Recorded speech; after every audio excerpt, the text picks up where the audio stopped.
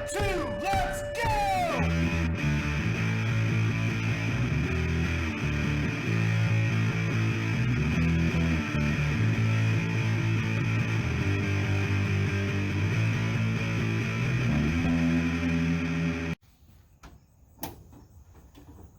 Hey everybody, I'm Dirty Dan from Greasy Kustoms. Check out our new project.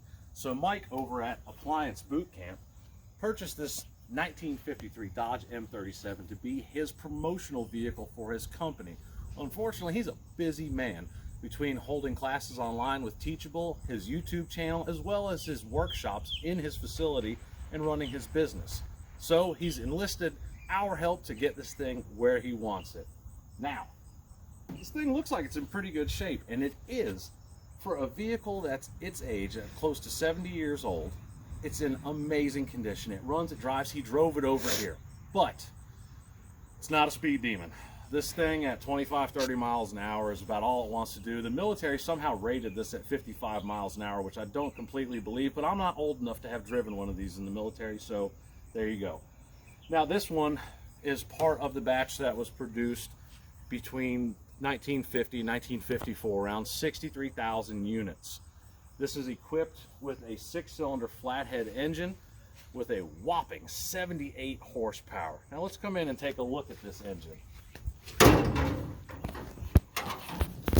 Now, as you can see in here, you've got a 6-cylinder engine, flathead style. Over here you've got your air cleaner, which has been raised up higher than normal for clearance and for water intrusion. Everything has been sealed up with watertight connections, so you can get into the water in this thing and you can go just about anywhere. Typical military fashion, of course, there's stencils all over the place, like up here on the hood and inside on the dash. Well, we're not going to stand for that little horsepower and that little 6-cylinder. We're going to do something bigger and better. We're going to drop in a fuel-injected 350 crate engine, as well as an automatic transmission. Now, this truck having a divorced transfer case, which means that the transfer case is separate from the transmission, opens us up to more possibilities as far as modifying this. Another thing we're going to change is these axles down here. We're going to leave the axles, but we are going to upgrade to a more street-worthy gear ratio. These came from the factory with a 580-something gear ratio on it, which is insane. So we're going to go to a little bit different gear ratio, something a little more highway friendly. We're also going to get rid of these big meaty military tires, and we're going to switch over to a more street-worthy tire. Now, at the same time, we want to keep the outside appearance of this truck looking like it is now. We're not going to modify the body. We're not going to paint it. We're not going to alter all that. We're even going to leave the winch on it for now. Now, this big beefy winch right here is actually PTO operated. The PTO is mounted on the transmission. Being that the automatic transmission we're putting in it does not accommodate for a PTO setup, we can't operate that winch. So in the future, we may change it over to an electric style winch. Some other modifications we're going to do is this vehicle was equipped with a 24-volt system. We're not going to do that. Everything we're doing is going to be 12 volts. So we're going to rip all the wiring out of this truck. We're going to try to repurpose as many of these switches on the dash as we can, but we're going to make it a 12-volt setup. We're going to have to change the light bulbs, we're going to have to change the gauges, and several other things to make this work. Now, first glance inside this thing, it looks like every other military vehicle from pre-80s you've probably ever seen.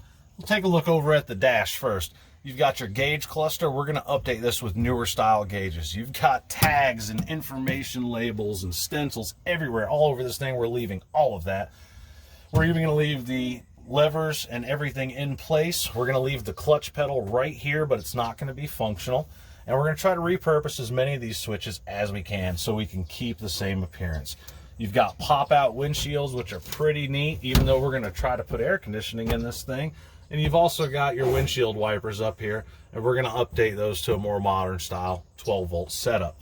Now we're in the back of this truck. We're really not going to modify anything back here. There's no need to. You've got your fold-down troop seats, your spare. We got the canvas top. Unfortunately, we'll have to take it off to get it to the shop because it's a little tall, but that's fine. All of this comes right off nice and easy.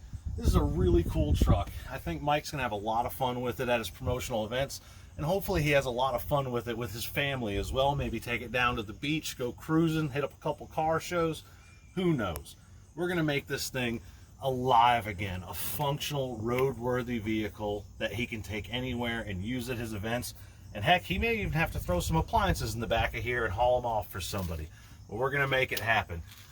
Please stay tuned for future videos. We're going to get started on this project. We're going to get rolling on it. We're going to learn more about the history of these vehicles, and we're going to rip this thing apart and breathe new life into it. Hit me up on social media or at greasyboycustoms@gmail.com. We'll see you guys next time. Happy hot rodding.